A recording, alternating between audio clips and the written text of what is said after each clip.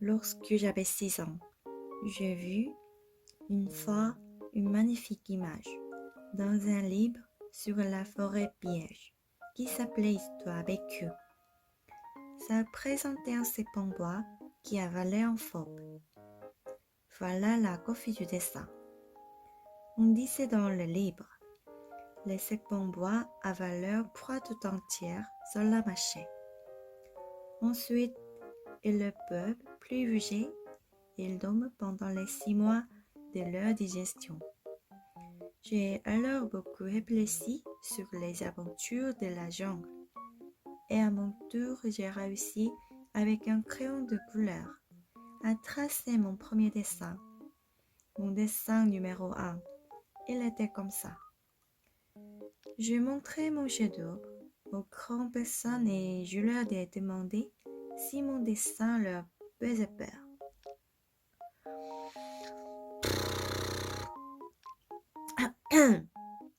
J'ai montré mon chef-d'œuvre aux grandes personnes et je leur ai demandé si mon dessin leur faisait peur.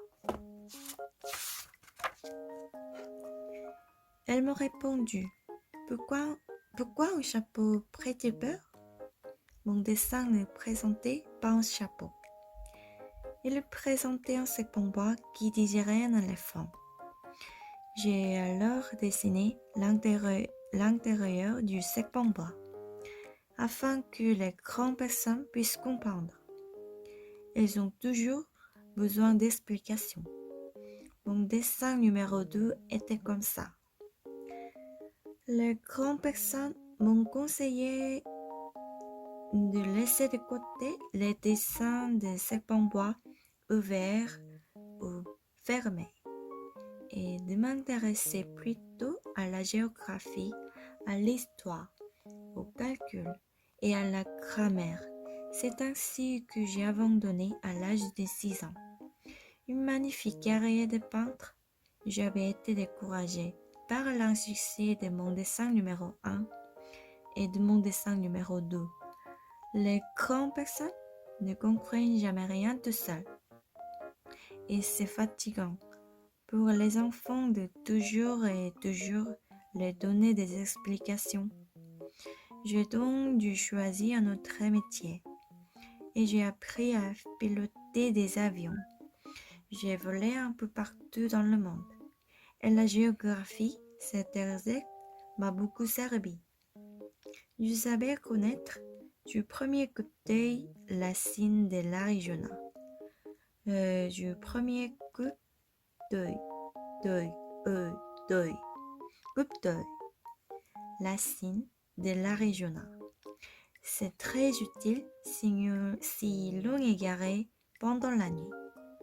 J'ai ainsi eu, au cours de ma vie, des tas de contacts avec des tas de gens sérieux. J'ai beaucoup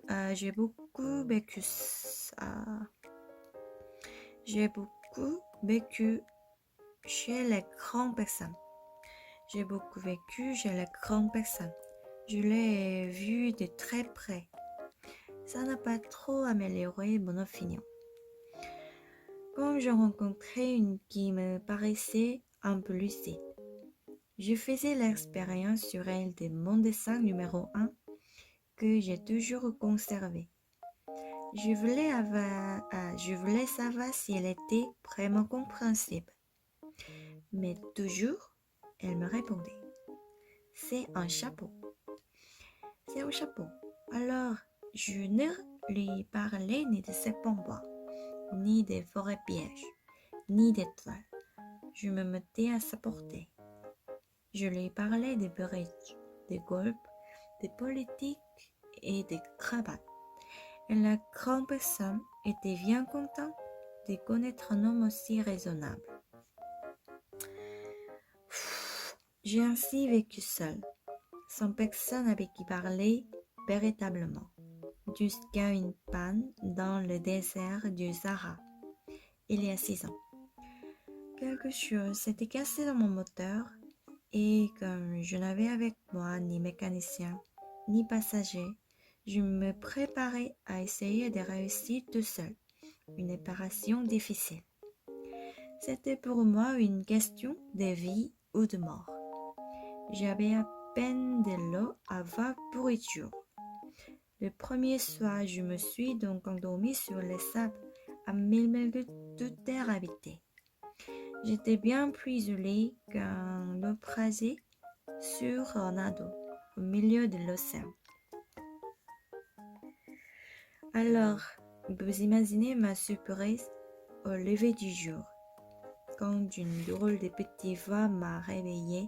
Elle disait « S'il vous plaît, dessine-moi mouton. » Hein? Dessine-moi mouton. Je sautais sur mes pieds comme si j'avais été frappée par la foudre. J'ai bien frotté mes yeux. J'ai bien regardé. Et j'ai vu un petit bonhomme tout à fait extraordinaire qui me considérait gravement. Voilà le meilleur portrait que plus tard j'ai réussi à faire de lui. Mais mon dessin, bien sûr, est beaucoup moins ravissant que le modèle. Ce n'est pas ma faute.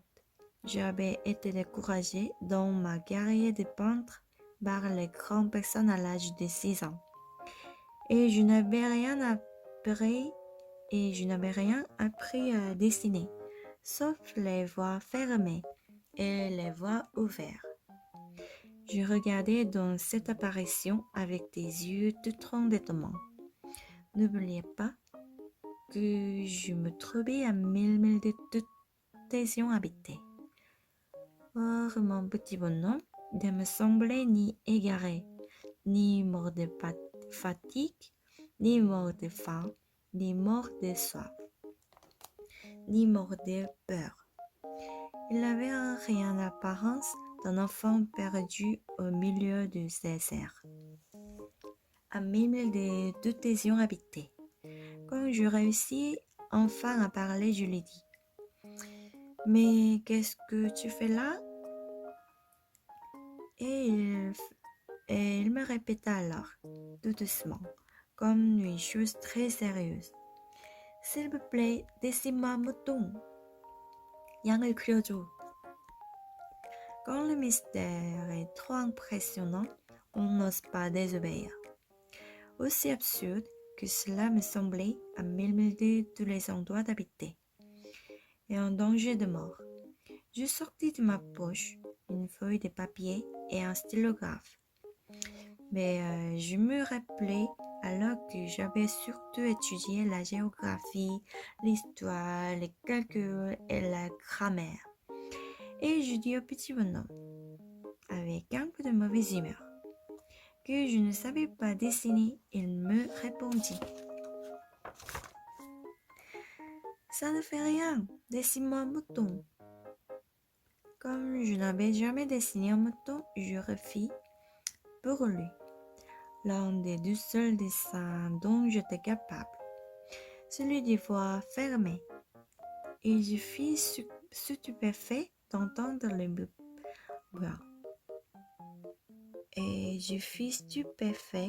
d'entendre le petit bonhomme me répondre. Non, non, je ne veux pas d'un éléphant dans un bois. Un bois, c'est très dangereux, et un éléphant, c'est très inconvenant. Chez moi, c'est petit. J'ai besoin d'un mouton. Dessine-moi un mouton. Alors, j'ai dessiné. Il regarda attentivement. Puis, non, celui-là est déjà très malade. Faisons un autre. Je dessinai. Mon ami sourit gentiment avec indulgence. Tu vois bien, ce n'est pas un mouton, c'est un bélier. Il a des cônes. Je refis donc encore mon dessin. Mais il fut repuisé comme les précédents. Celui-là est trop vieux. Je veux un mouton qui vit longtemps. À la faute de patience, Comme j'avais hâte de commencer le démontage de mon moteur, je griffonnais ce dessin-ci et je lançais.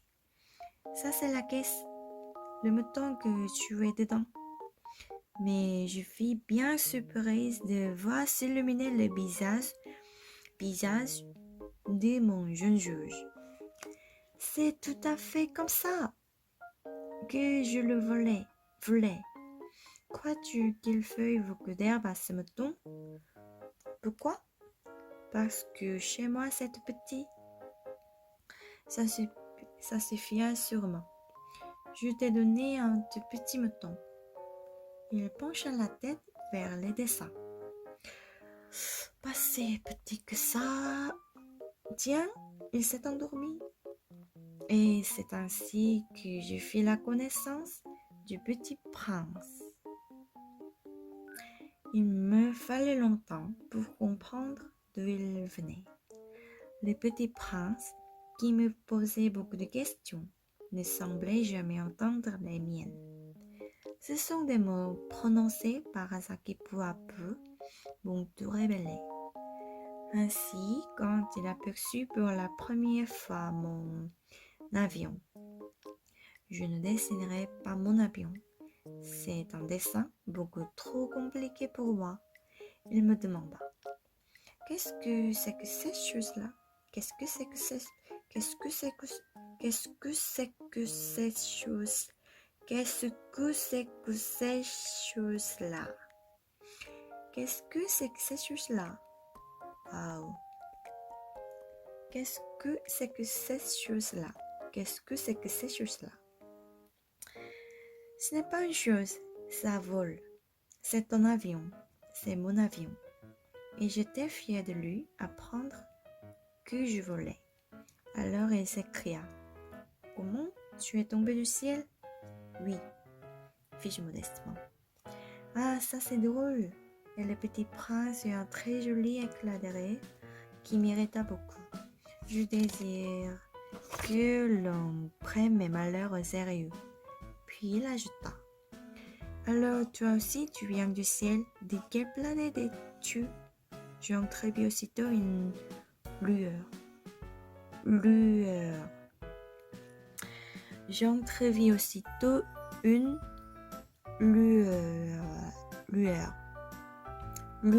lueur dans le mystère de sa présence, et j'interrogeai brusquement: tu viens donc d'une autre planète?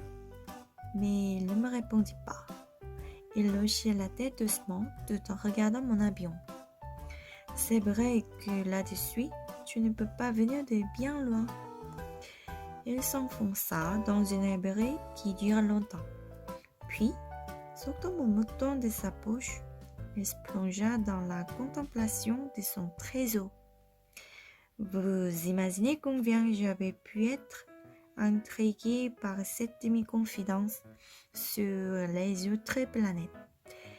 Je me forçai donc d'en savoir plus long. D'où viens-tu, mon petit bonhomme? Oui, c'est chez toi. Où veux-tu emporter mon mouton? Il me répondit après un silence méditatif. Ce qui est bien avec la caisse que tu m'as donnée, c'est que la nuit, ça allait servir de maison. Bien sûr, et si tu es gentil, je te donnerai aussi une corde pour l'attacher pendant le jour et un piquet. La proposition paraît choquer le petit prince. L'attacher? Quelle drôle d'idée! Mais si tu ne l'attaches pas, il y a n'importe où et il se perdra. Et mon ami eut un nouvel éclat de rire. Mais veux-tu qu'il aille? N'importe où, droit devant lui. Alors le petit prince remarqua gravement: ça ne fait rien, c'est tellement petit chez moi. Et avec un peu de mélancolie peut-être, il ajouta: droit devant soi, on ne peut pas aller bien loin. J'avais ainsi appris une seconde chose très importante. c'est que sa planète d'origine était à peine plus grande qu'une maison. Ça ne pouvait pas m'étonner beaucoup. Je savais bien qu'en dehors des grosses planètes comme la Terre, Jupiter, Mars, Vénus, auxquelles on a des noms, il y en a des centaines d'autres qui sont quelquefois si petits qu'on... Oh, si petits qu'on a beaucoup de mal à les apercevoir au télescope. Il y en a des centaines d'autres qui sont quelquefois si petits qu'on a beaucoup de mal à les apercevoir au télescope.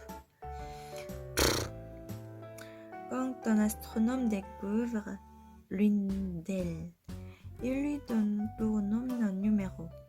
Il l'appelle par exemple l'astéroïde 325. J'ai de sérieuses raisons de croire que la planète... J'ai de sérieuses raisons de croire que la planète devenait le Petit Prince et l'astéroïde B612. Cet astéroïde n'a été aperçu qu'une fois au télescope en 1909 par un astronome turc. Il avait fait alors une grande démonstration de sa découverte à un congrès international d'astronomie. Mais personne ne l'avait cru à cause de son costume. Les grandes personnes sont comme ça.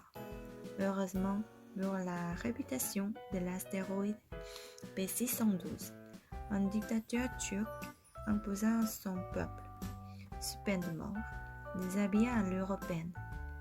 L'astronome reprit sa démonstration en 1920 dans un avis très élégant, et cette fois-ci, tout le monde fut de son avis.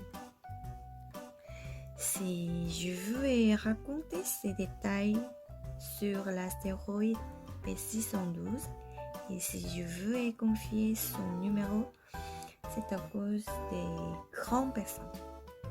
Les grandes personnes aiment les suivre. Quand vous leur parlez d'un nouvel ami, elle ne vous questionne jamais sur l'essentiel. Elle ne vous dit jamais quel est le son de sa voix, quels sont les jeux qu'il préfère, est-ce qu'il collectionne les papillons. Elle vous demande quel âge a-t-il, combien a-t-il de frères, combien fait-il, combien gagne son père. Alors, seulement elle croit le connaître. Si vous dites aux grandes personnes, j'ai vu une belle maison ombricureuse, avec des géraniums aux fenêtres et des colombes sur le toit. Coucou. Elle ne parvient pas à s'imaginer cette maison. Il faut leur dire.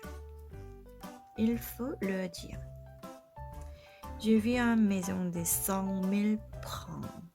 Alors elle s'écrie, comme c'est joli.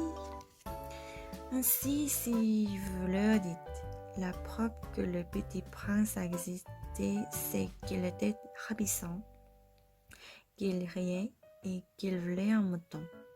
Quand on veut un mouton, c'est la preuve qu'on existe. Elles oseront les épaules. Et vous traitons d'enfants. Mais si vous leur dites, la planète d'où il venait est l'astéroïde B612, alors elles seront convaincues. Et elles vous laisseront tranquilles avec leurs questions. Elles sont comme ça. Il ne faut pas leur en vouloir. Les enfants doivent être très indulgents envers les grandes personnes. Mais bien sûr, nous qui comprenons la vie, nous nous moquons bien des numéros. J'aurais aimé commencer cette histoire à la façon des contes de fées. J'aurais aimé dire Il était une fois un petit prince qui habitait une planète à peine plus grande que lui et qui avait besoin d'un ami. Pour ceux qui comprennent la vie, ça aurait l'air beaucoup plus vrai. Car je n'ai pas qu'on lise mon livre à la légère. J'éprouve tant de chagrin à raconter ces souvenirs. Il y a 6 ans déjà, que mon ami s'en est allé avec un... Ah, là là là. 아, 못하겠다.